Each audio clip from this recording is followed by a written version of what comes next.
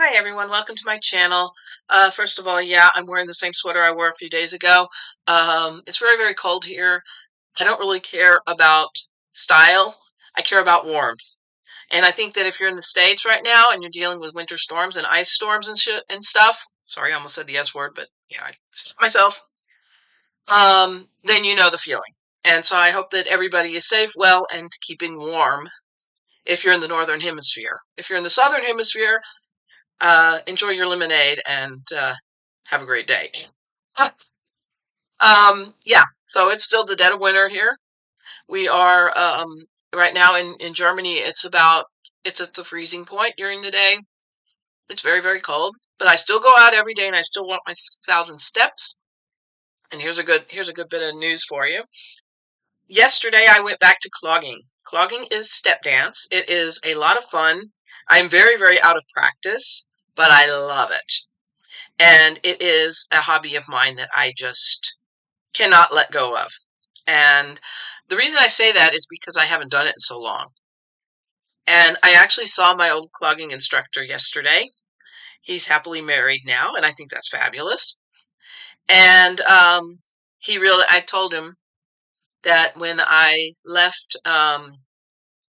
got cancer, the clogging club was what helped me stay sane during chemo and everything that I went through after after the diagnosis came down. So I have a lot of things to be grateful for to him and towards him and the group that we once had. Since then, the clogging club has it has closed. I mean, we're no longer a club. There's just a bunch of people who have gone their separate ways. Everybody's just kind of gone their own way, and it's kind of a pity because it was such a great group of people. We had such an awesome group of people there. But they all went their separate ways. One or two of them stuck around, and they show up at the other clogging club that is in the neighboring town, which is our. Um, they have a pretty big group there, and so they're pretty active and stuff. So that's the only clogging club in our area that is still going or is still active, but we have to get there by car. I don't drive. I have eye issues. I don't drive a car. My husband has to schlep me there. And so he schlepped me there last night, and I had the most awesome time. It was just amazing. And I walked in, and I ran into one of the, not old guys, but one of the older people, or one of the other people that I haven't seen in a long while. And he looked at me and he said, "Oh, you're back. I haven't seen you in ages. How are you doing?" I said, "I'm doing pretty good." I said, "Real life kind of got in the way of me, dancing." And he looked at me and he said, "You've lost weight." And my face just lit up like a Christmas tree. I was so happy. And I looked at him and I said, "You just made my day." Because I've been trying to lose weight.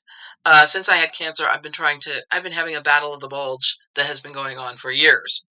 It's been almost 8 years since the cancer diagnosis, and I have just been dealing with weight gain and weight problems and weight issues since then. And I'm like, ah. So I finally found something that helps me lose weight, and that is walking.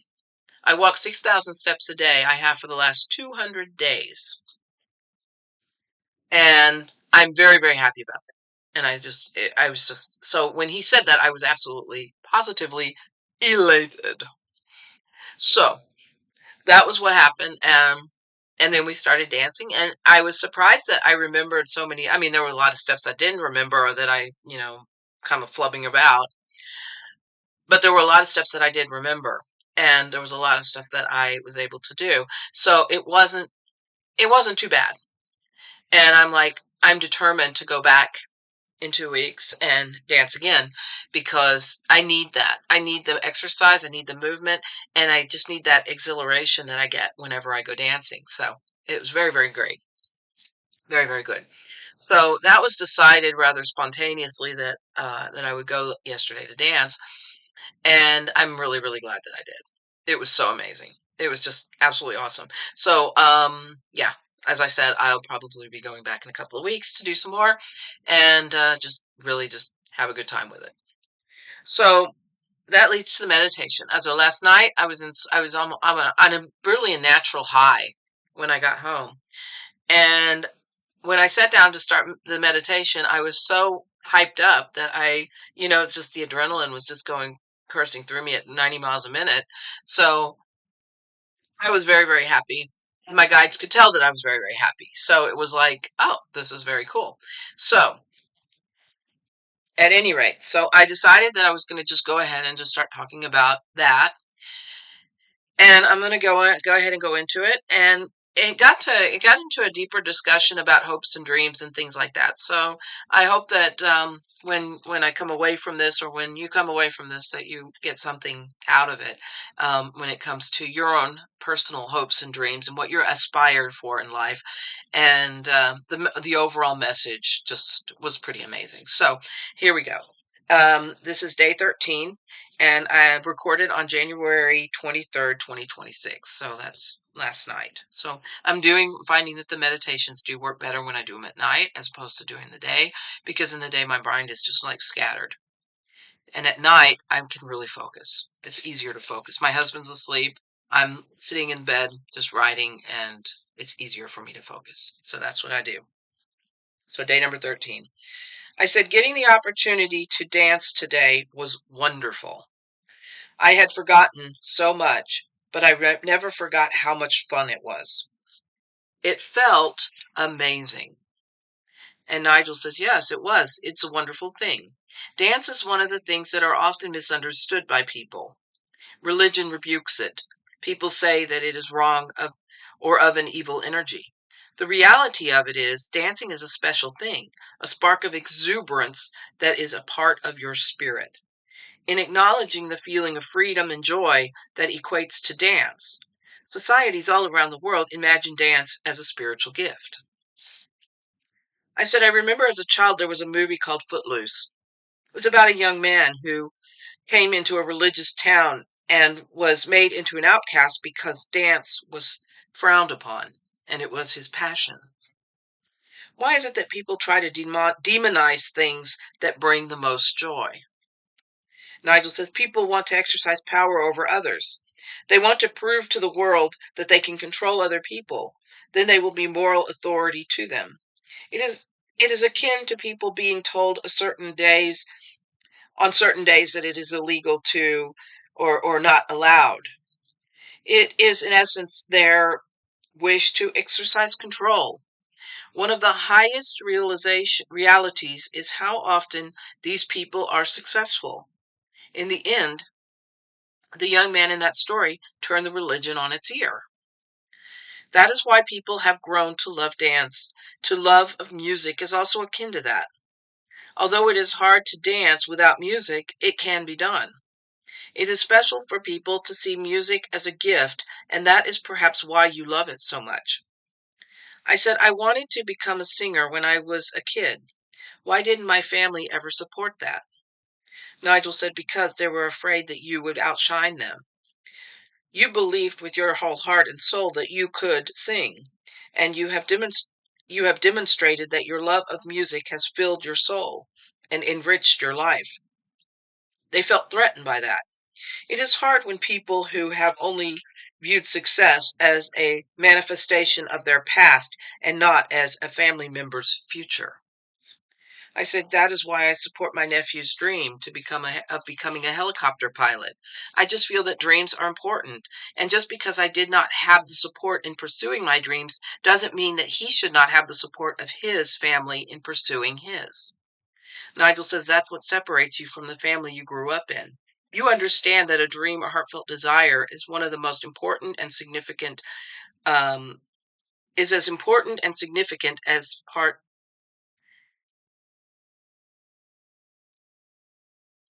as parts of life. As on my handwriting, I can't read it. In recognizing the dreams that you held dear, you can still pursue your dreams. That recognition is a very profound thing, and in embracing your ideas, dreams, hopes, and wishes, you can still pursue your fondest hopes. You would deny yourself a chance if you decided, I am too old to make my dreams a reality.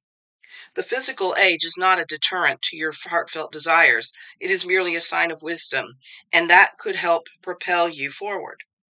I said, I once heard a phrase, it is never too late to live happily ever after. Is that what you're saying? Nigel says, yes, that is precisely what I'm saying. I said, it sounds almost too fantastical to be real. And Nigel says, maybe it is. Living for the fantastical allows yourself to delve into that. You can only live in a world of logic for so long. That which enables you to embrace the hopes, dreams, and ambitions and ambitions are what makes life so special. To give up on them is to say no to dance, to reject the notion that life is meant to be a song, a beautiful medley of light, sound, love, harmony, and celebration. By denying that is to walk away from the things that make life a wonderful celebration and that joy-filled experience. Remember, Yvette, you are the decider of your fate. You are the maestro of your symphony. All the things that you can choose are at your disposal. You can embrace all things that make your life special and continue to carry on in this life with the very things that add color to your world. Never forget this. It is what adds vibrancy to the humdrum of the everyday. I said, that's beautiful. I mean, it reminds me of a story. Nigel says it is a story. The story of your life, of your experiences, and all the glorious things that make you a unique light in this world. This applies to anyone who reads or hears these words. I said, and so it is? And Nigel said, yes, and so it is. I said, thank you, Nigel. That was beautiful. And he said, it is only the truth.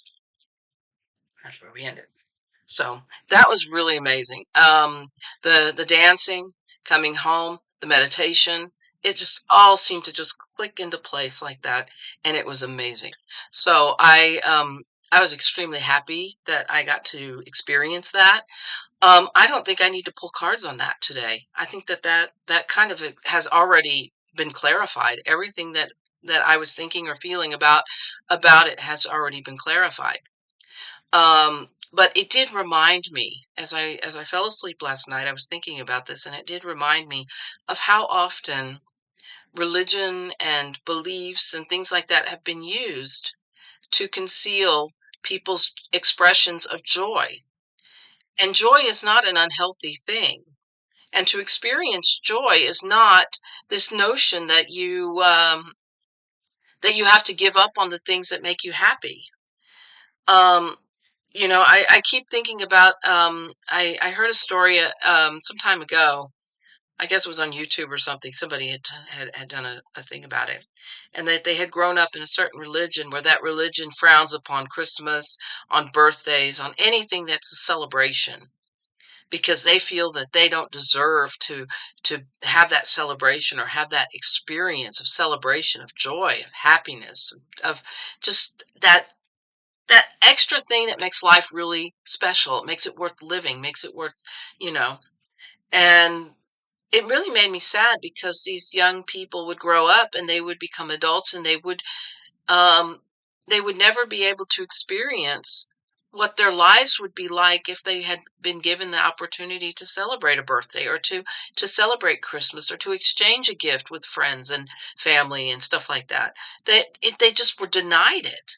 And it's like, why should people subject themselves to living in misery when there are things that can bring joy and happiness to people's lives?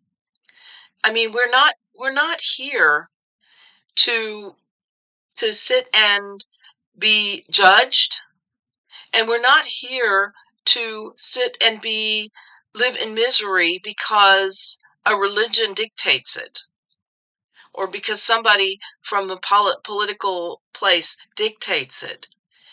I mean, how many times have we denied ourselves something because somebody else thought that it was against their faith or against the ideals or against their dogma or against this, that, and the other to keep us from enjoying what life has to offer? I mean, when I see people standing on the street and they're trying to promote their religion, and I use religion like that, and want to try and bring people into their religion, and they tell them that they can't celebrate birthdays and they can't dance or they can't sing or they can't do this on Fridays or they have to eat meat on only on Wednesdays or whatever. I mean, whatever it is. And they put all these limitations on people. And what it ultimately comes down to is a level of control. It's a level of this hierarchical control that people want to have on other people. And so they say that it's against the rules for them to dance. It's against the rules for them to have a glass of wine with their spaghetti dinner. It's against the rules for them to sing. It's against the rules for them to, I don't know, read romance novels or write stories or go to the bowling alley or go to a nightclub or whatever. And it's all these rules and all these regulations and all these conditions that are put on people to conform their way of living or the way of life. And all of these things slowly but surely suck the joy out of their lives. It just it's a control mechanism. And it's all about being in control of other people. And the creator, him or herself, gave us free will. And we can decide to walk away from that. We can decide to not take part in it. And the reason that I feel so passionate about this is because I grew up around very religious people. And like the young man in that movie Footloose, I was told that dancing was evil. I was told that if you wanted to dance, that you were of the devil, if you will. I was told, I remember going into a bookstore with a friend of mine. I don't know if she's still with us, but she was at that time she was a good friend of mine. And we went into a bookstore, and I saw a book on numerology. And she looked at me and she grinned and she knew that she knew of my background and she said, "You know, the church would be totally against that book." And you know how fast I grabbed it? Like that. The book, um, I still have it. The book, she signed it, you know, she bought it for me as a gift, and she wrote a message for me inside the cover of the book. And I started studying numerology. I mean, just because I was just rebelling against all of these conditions, all of these things that people were telling me. Now, if they knew about this, they would probably have kittens. But do you know what? I don't care. I'm going to read tarot. I'm going to do I'm going to use my pendulum. I'm going to use my tools. I'm going to use whatever things that I have at my disposal to find out and learn more about my spiritual self. That is what I'm going to do. So, yeah, this has gone on long enough. I've rambled on long enough, but I'm just saying that the idea of going to dance yesterday really opened a geyser basically of thoughts and ideas about how people have in the past tried to tell me, you can't dance, you can't do this, you can't do that. And the truth of the matter is, yes, I can. Because I refuse to allow these people to control what it is I do. So there you go. So that's what I got for you today. Um, yeah, go for reach for the, you know, somebody said reach for the moon because you may not catch it, but you might fall and land on a star. And I think that's very, very poignant. I think that's a very good, you know, good way of looking at it. So thank you very much for watching. If you have any comments about this, what's your dream? What's your ambition? What is it? Because they said it's never too late to it's never too late to strive for those dreams that you hold dear. It's never too late to to do it. It's never too late. And I think, you know what? I think I may have missed a page because I think I